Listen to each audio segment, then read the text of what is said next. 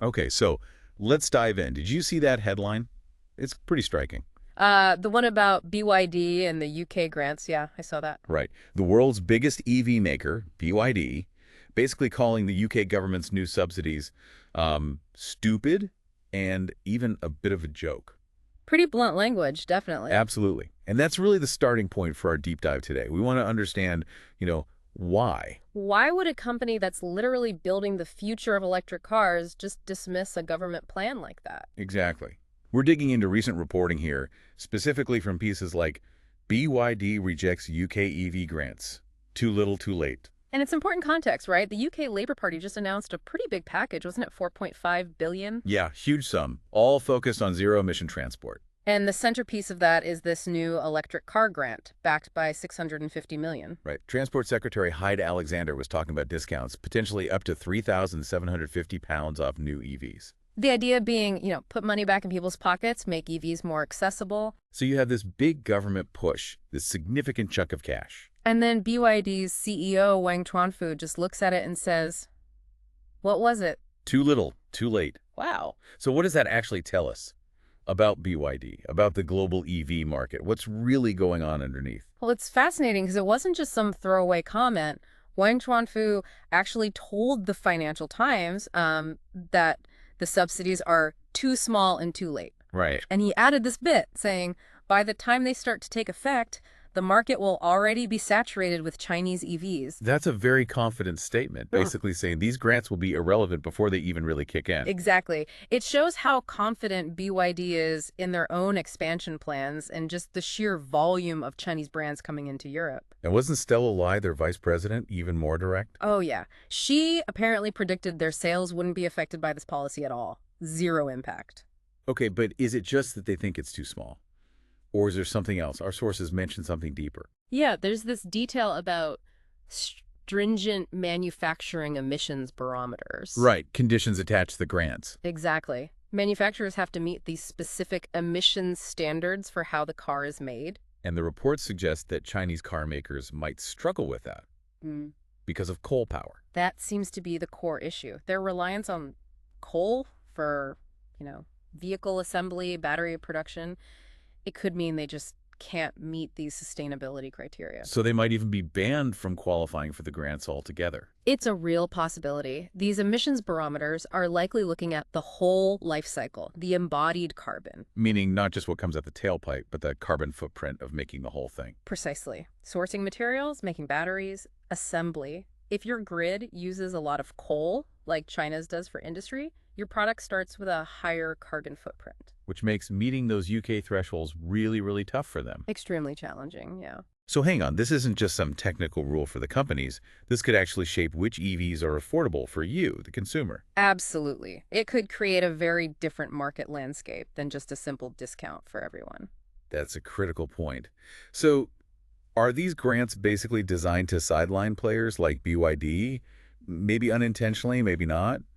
Or is it just about genuinely wanting higher environmental standards? It's a good question. The grants are capped at cars under 37,000 pounds, but yeah, hitting those emissions targets will be the barrier for many, especially Chinese brands. And how are the other Chinese manufacturers reacting? Are they all saying no thanks, like BYD? Interestingly, no. The government has invited manufacturers to apply, and we're waiting for the list of qualifying cars.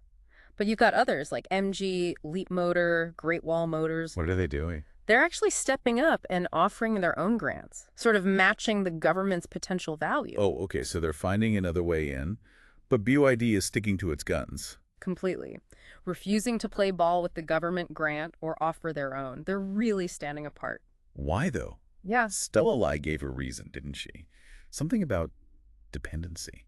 Yeah, she had that quote in the FT. It was pretty pointed. She said, "It does not make any sense," and then called the subsidy more like a drug. A drug, meaning? Her point was, if you get rid of this, you will suffer, suggesting it creates an unhealthy dependency, not real market strength. Huh, okay. And if you think about BYD's whole model, they're incredibly self-reliant. They control everything, batteries, assembly, the whole chain. Vertical integration, right? Right, which gives them this massive cost advantage. So maybe from their perspective, these small local grants don't really help. They might even mess up the market signals. So they see it as potentially distorting, rather than helping build a sustainable competitive market. That seems to be the thinking. They prefer pure competition, maybe. But couldn't you argue that sometimes subsidies are needed, Hmm. especially early on to get a new market going, when the upfront cost is high for people? That's the classic argument, definitely. Are they rejecting all subsidies or just these specific ones that maybe don't fit their global scale or have these tricky conditions attached? Good question.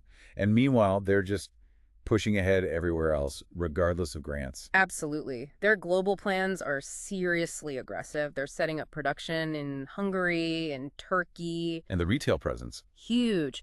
Planning 2,000 stores across Europe, 280 just in the UK. They're talking about creating 5,000 new jobs by next year. That's a massive investment.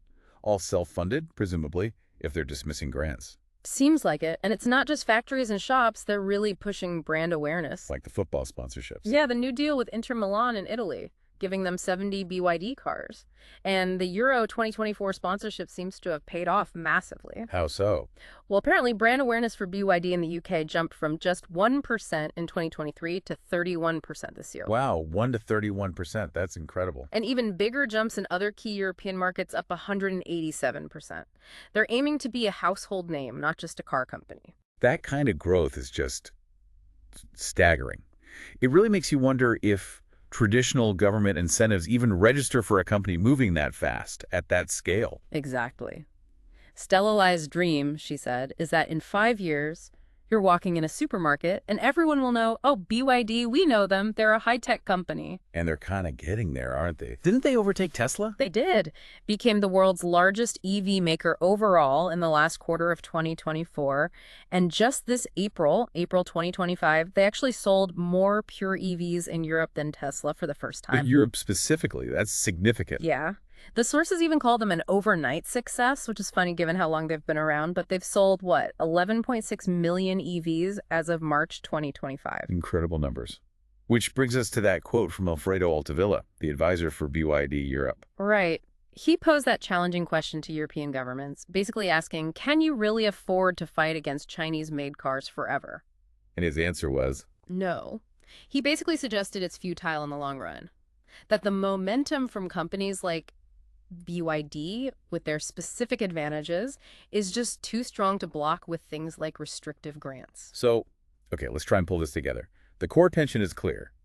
The UK is trying to boost EV adoption with these grants. But the biggest player, BYD, says they're pointless, ineffective, maybe even counterproductive for them. Partly because of these stringent manufacturing emissions barometers that might exclude them anyway. And partly because they believe the market's already shifting so fast towards Chinese EVs that the grants won't matter by the time they're fully implemented. And all this just highlights BYD's own strategy.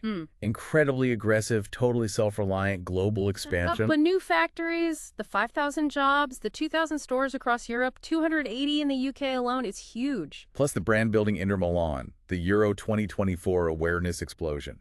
It paints a picture of a company that's not waiting for anyone's permission or help. For sure.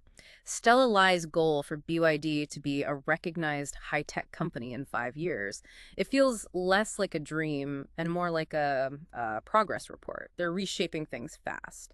Which really leaves us with that final thought, spinning off what Altavilla said.